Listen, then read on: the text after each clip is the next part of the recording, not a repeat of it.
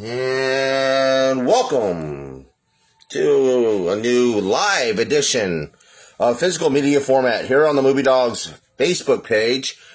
And in the spirit of Halloween, I've decided to do a massive, well, it's not going to be a massive review. I'm not going to review all these videos here.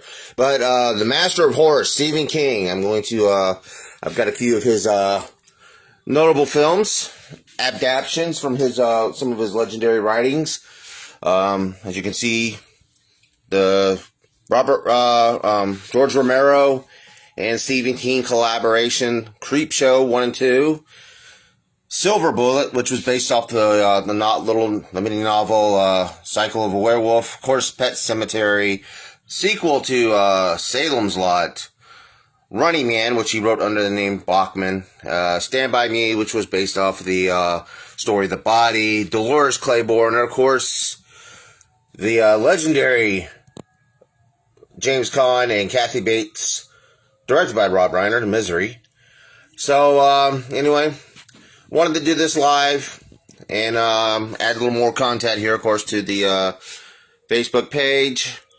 Plus, you know, I think I ran out a lot of time. I got sick during my birthday week, so I couldn't do much of, hardly anything, on top of, also having a bad hip, so I was kind of down for the count for a little while. But anyway, we're going to take a little quick look, on some selected videos here. But of course, you know, tomorrow being Halloween, everybody be safe, you know, be respectful. Everybody's going to be wearing a mask, so don't be shy wearing a mask, folks. That's simple.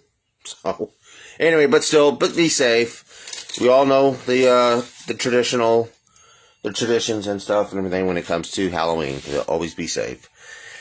All right, well, let's get to it. We're going to go start with Creepshow. Creepshow is the anthology movie series that is actually now a series on Shudder, which is a horror movie channel. Highly recommend you guys watching that. But Creepshow 1 and 2. First was on Warner Home Video, as you can see here. Romero and Stephen King collaborated. George Romero directed them. It starred Leslie Nielsen, Adrienne Barbeau, Hal Holbrook, had E.G. Marshall, even Ted Danson. I think this was even before Cheers became a thing, you know, or that was on its first season.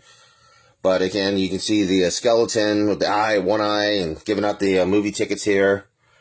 So, most fun you'll ever have being scared. So, and it's fun. It was a fun movie. You know, had some really fun moments. Even Stephen King participated into a scene where he was playing a gullible hillbilly boy who was encased in a bunch of moss. I'm sorry. But anyway, we'll take a look here. It's got the fonts here on the side. Old traditional Warner Home Video. Do forgive the shaking of the camera. I just didn't feel like hooking up the tripod to accommodate this camera. But there's Adrienne Barbeau, who was married to John Carpenter around this time. And she starred in a few of his films. But Cheverly Delights from two masters of macabre. Am I saying that word right? Probably not. I butcher the English language. But anyway, you can see the old Warner Brothers logo. And of course, as we do, this is about a 90s release, as you can tell from the sticker. And then, of course, we're going to move over to Creepshow 2, which actually was not released by Warner Brothers. It was released by Roger Corman's New World. You can see here in the mid to late 90s, New World Pictures, you know, really gained some momentum. Sadly, was short-lived, but Roger Corman, you know, helped produce this. It had, can't remember who else had in it. George Kennedy was in it. This time you can see that there was another skeleton during Reaper-like. He's pointing to the movie screen. But, you know, this one was a little more gory, as you can see there, and some of the images. I don't want to get too much in trouble with Facebook. It's a little different than YouTube. But yeah, you can see it was actually directed by not George Romero, but Michael. I want to say it's Gornick. But screenplay by King and Romero, and they did have some ways to working in with this. But it was Tom Savary had a lot to do with a lot of the makeup effects too. He also was in the film itself, but it didn't do as much as its predecessor. But I mean, it still was good enough to garner, legendary status and cult following. As you can see, all these others. As I tried to take this movie out of its case, it's in good condition for a movie that's for a VHS that's in the age that it is. But again, there's the New World Pictures logo. Get in there real quick. Creepshow 2.